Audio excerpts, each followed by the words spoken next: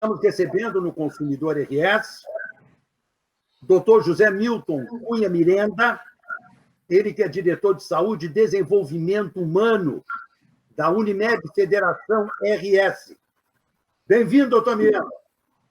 Obrigado, Apel. É um prazer estar aqui no programa Consumidor RS, representando aí o sistema Unimed do Rio Grande do Sul, a nossa federação, e de pronto estou à tua disposição para alguma pergunta e para esclarecimentos sobre esse período aí, dessa pandemia, desse Covid, desse coronavírus, enfim, desse novo momento aí que estamos vivendo em nosso planeta, assim, por assim dizer. Pois é, o ano passado nós começamos um ano cheios de esperança, governo novo, segundo ano do governo federal, com expectativa de recuperação da economia. Eis que surge em abril o SARS-CoV-19, entrou essa pandemia, dilacerou a economia do mundo inteiro, nossos governantes mandando fica em casa e fecha tudo, e as operadoras de plano de saúde fazendo todo o possível para manter seus serviços. A gente sabe quanto a Unimed é diligente nesse tipo de coisa. Como é que foi para o sistema Unimed no Rio Grande do Sul enfrentar esse período que nós vamos fazer agora um ano, doutor Mirenda, de isolamento, de angústia, de ansiedade e de muita morte? Bem, então, primeiro vou fazer um pequeno preâmbulo aí para identificar como funciona o nosso sistema no Rio Grande do Sul. Claro. Temos uma federação das Unimedes do Rio Grande do Sul. Essa federação, ela congrega 27 singulares, que a gente chama no estado, são Unimed singulares. Então, a Unimed Pelotas, Unimed Porto Alegre, Unimed Nordeste em Caxias, Unimed Santa Maria, são 27 no estado, que esse, então, complexo de 27 singulares, associadas à nossa Unier, que é o nosso transporte aeromédico, a nossa central de serviços, que é o complexo de compras de insumos, basicamente, do sistema Unimed, o nosso Instituto Unimed, que atua no terceiro setor, né? E a Unicopmed, que atua como novos médicos entrantes no sistema. Então, a federação congrega 27 singulares e essas 4 empresas nesse complexo federativo. Então, lá no início, quer dizer, como o vírus ali em dezembro, ele começou a aparecer no mundo, mais praticamente no mundo ocidental, que a gente veio a identificar, lá por janeiro a gente já ouvia falar que ele ia chegar no Brasil. Isso. E em fevereiro ele chegou. Né? Como o nosso sistema ele atua aí, nós temos 1.800.000 clientes no estado, dá quase 20% da população do estado, e espalhados, né, por esse complexo, como eu falei, a gente rapidamente conseguiu montar aí o que a gente chama de comitê Covid no estado, com representantes. Nós temos 78 representantes de singulares que trabalham nesse comitê semanalmente, né? A gente tem reunião e etc., e onde as decisões e as discussões sobre a atuação se deram praticamente dioturnamente, quer dizer, a cada semana, na segunda-feira, a gente se reúne, e as Unimedes, elas montaram serviços, os seus hospitais, a parte de testes, os colaboradores, os insumos, todo esse trabalho no Estado foi voltado e discutido semanalmente, né, e dioturnamente. Leitos de UTI foram criados assim como uma economia de guerra, eu diria. E o próprio país, o próprio Estado, de alguma forma, fez semelhante a isso. Atendendo, então, assim, o que se pode dizer? Se desenvolveu a telemedicina nesse período, que é uma atuação que propicia aí o atendimento dos clientes à distância, sem precisar sair, então, do seu reduto. A telemedicina veio para ficar, doutor Mirenda?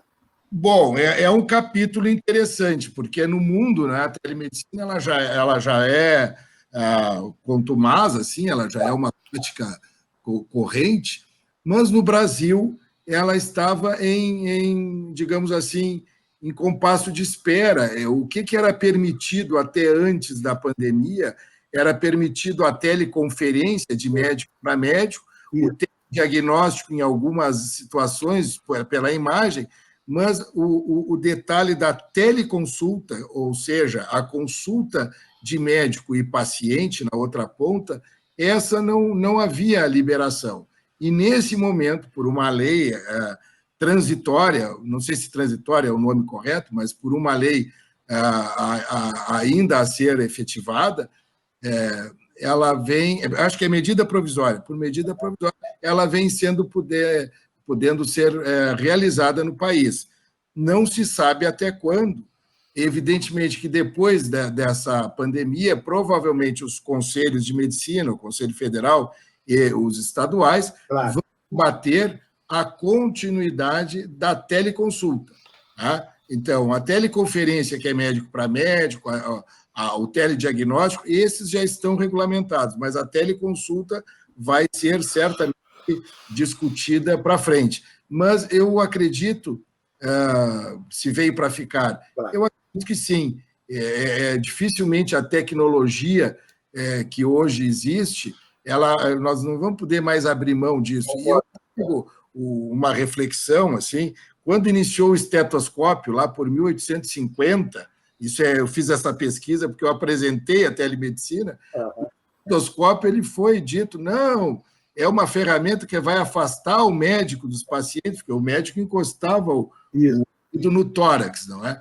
E foi dito que era um horror. Então, a telemedicina ela é mais uma ferramenta, ela não é substitutiva, é auxiliar no atendimento do paciente, entende? Então, ela é auxiliar. O paciente, às 4 da manhã, ao invés de te ligar, ele pode fazer uma teleconsulta.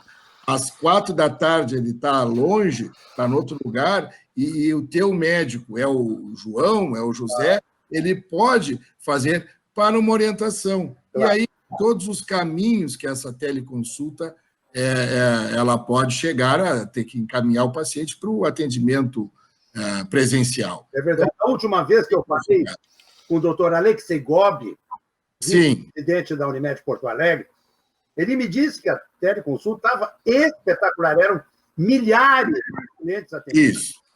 Nível de satisfação muito elevado. Exatamente. Na área da psiquiatria, a gente entende, nesses tempos as pessoas estão angustiadas, muitas vezes perdendo emprego, empresas sendo destruídas, né? A gente até entende o porquê a psiquiatria. Mas ele estava muito feliz com os resultados e com a avaliação positiva dos clientes e dos médicos cooperados. Exatamente. Estou mirando que a telemedicina, a teleconsulta continue, né? Eu acredito que sim, e o Alexei faz parte do nosso grupo de trabalho, e exatamente são as primeiras Unimedes, a Federação, a Porto Alegre, Vale Taquari e Rio Pardo, que iniciam aí o trabalho de teleconsulta, e a Porto Alegre, pelos números e pela grande clientela, já tem uma expertise muito grande, e com resolução, que a gente também tem visto nas nossas reuniões, 95% dos casos são atendidos e resolvidos na sua necessidade com a telemedicina. 5% dos casos são encaminhados para a consulta presencial. Então, imagina a quantidade de transporte, acidente que dá de noite, etc., que a gente resolve com a telemedicina. Não é? E é interessante que no sistema Unimed nós praticamos a teleconsulta, então, do médico, no mesmo valor que consulta presencial. Isso é muito importante. É um detalhe muito importante que pode não parecer, mas porque está se vendo aí no mercado com teleconsultas a R$5, a R$10, o que é um verdadeiro absurdo do ponto de vista médico e do ponto de vista social do trabalho, etc.,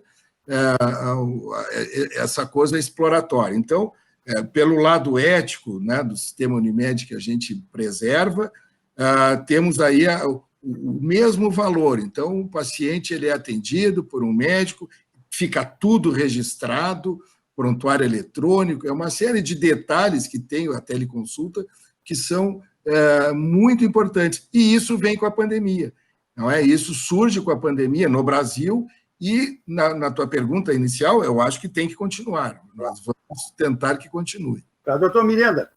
Pois não. Tema no Rio Grande do Sul. O resultado no ano passado, o ano da pandemia, resultado econômico financeiro dessas 27 singulares. Bom, anos anteriores, caiu em função da pandemia. Como é que está uma avaliação nesse sentido, doutor Miranda? Bom, então, a grande preocupação com a pandemia era, inicialmente, pelo desconhecimento. Claro.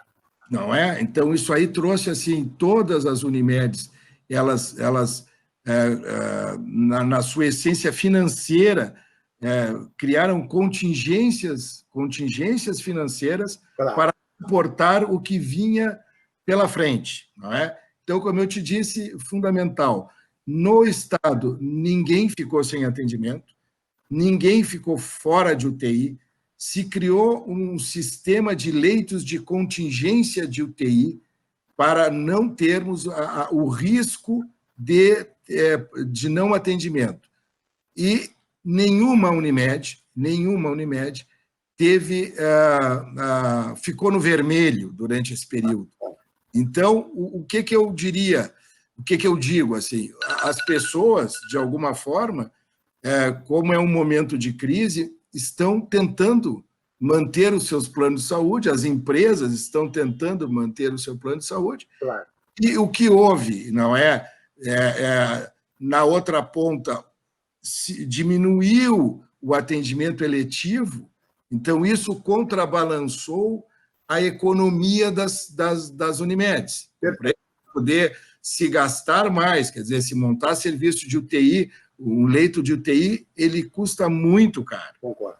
E isso tudo foi investimento do sistema, enfim, mas que, na outra ponta, as coisas eletivas diminuindo o custo, contrabalançou. Então, as Unimedes no estado do Rio Grande do Sul estão economicamente bem. Bom. E ninguém está sem atendimento. Boa. E temos essa condição de, às vezes, não ter leito num lugar, digamos, numa cidade X, nós temos leitos na outra cidade e temos aí o transporte, toda a parte logística, e a gente faz, e realmente acho que foi um desafio, mas estamos indo economicamente e tecnicamente bem. Nós temos 5 minutos pela frente. Deixa eu lhe fazer. Muito bem. Se deixar falar, eu vou falar os mais... Quem sabe nós já marcamos uma próxima entrevista. Doutor José Milton Cunha Miranda, diretor de Saúde e Desenvolvimento Humano da Unimed Federação RS. Muito obrigado pela participação conosco. Vamos marcar uma próxima entrevista. Me deu vontade de falar aí mais. Temos outros assuntos para falar. Sobre prescrição médica pela internet. Sim. Falar um pouco mais sobre telemedicina, mas o nosso tempo esgotou. Perfeito, Apio. Bem carinhoso para o senhor, agradecer, doutor Miranda, o Silvio Peter, que nos proporcionou esse contato com amigos, lhe desejar uma boa e abençoada semana. Um abraço bem carinhoso, doutor Miranda. Um abraço a todos os ouvintes e telespectadores e a ti em especial. Avante, Apio. Vamos em frente. Tchau, querido.